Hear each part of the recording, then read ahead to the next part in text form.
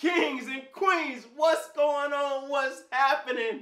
That's right, baby. We're back with another one, and it is such an honor to be in front of you today. And so I hope you're having an amazing day, but if not, it's okay, because guess what? The best is yet to come. And I know some people are probably saying in their lives right now, looking around me, how can you say the best is yet to come? You got to believe it in order to achieve it. You got to speak it into existence. So that's what we're doing today. We're speaking it into existence. We're believing it in order to achieve it. The best is yet to come. And so, kings and queens, it's truly amazing how things come full circle in our lives. You know, when I was a kid growing up, my uncle used to always preach about how we needed to live wise beyond our years. Just because you were 15 or 16, it doesn't mean that you can't have the mindset of a 30, 40, and 50-year-old man. And so I had the awesome opportunity to share and pass that message along to a kid this past weekend who was at the age of 13.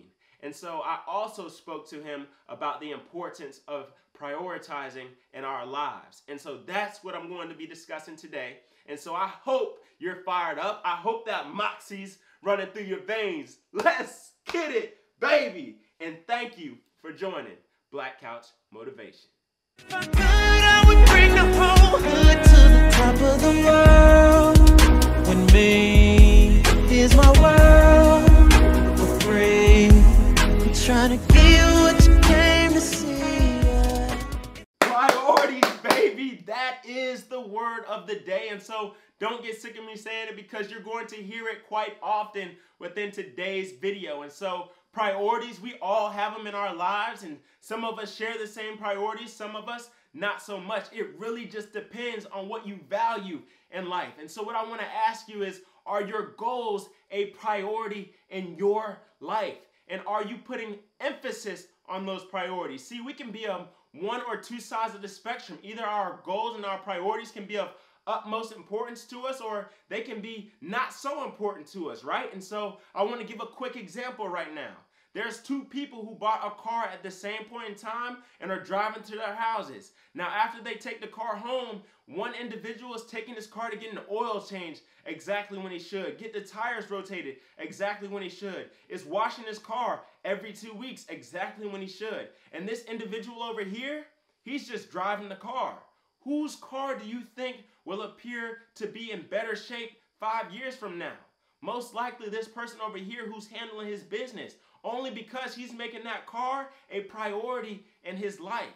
And so now I want to give a second example of somebody who's making something a priority in their life. And see, there's a second stringer out there on a football team who wants to become a starter.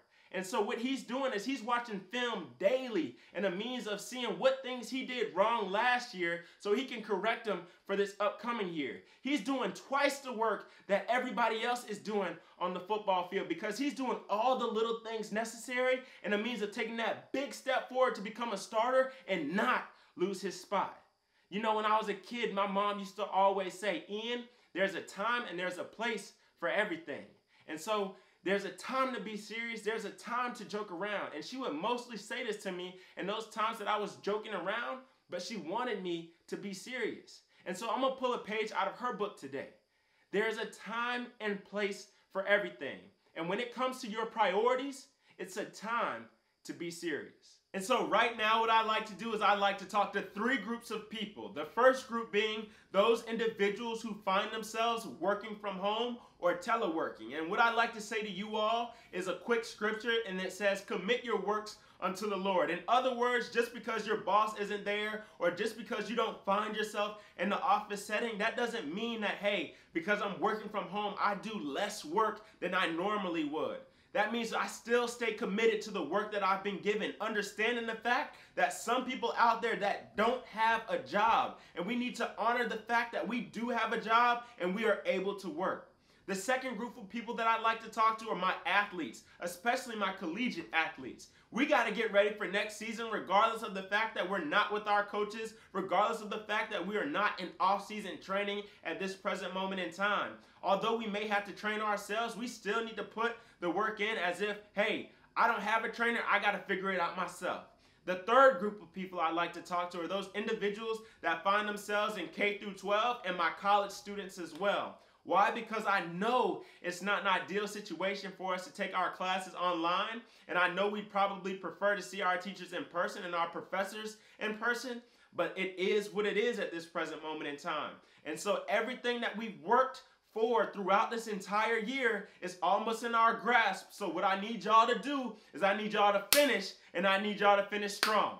And so what I want to do now is leave you with 3 things that I think are crucial in the means of talking about the topic of priority. Let's get it. The first thing that I want to tell you is that we need to make our priorities a need and not a want. You know, I remember when I was in high school, there was a particular subject I was struggling in, and my mom had to step in and take it to the extreme. And she called my coach and told me, if Ian fails another test, I promise you he will not be playing football any longer. And so what I did is, hey, it became a need, not a want, for me to do better in that class. So I had to stay up the entire evening in a means of preparing for a test. I eventually passed that test and I was able to play football. However, it didn't happen until the priority became a need and not so much a want.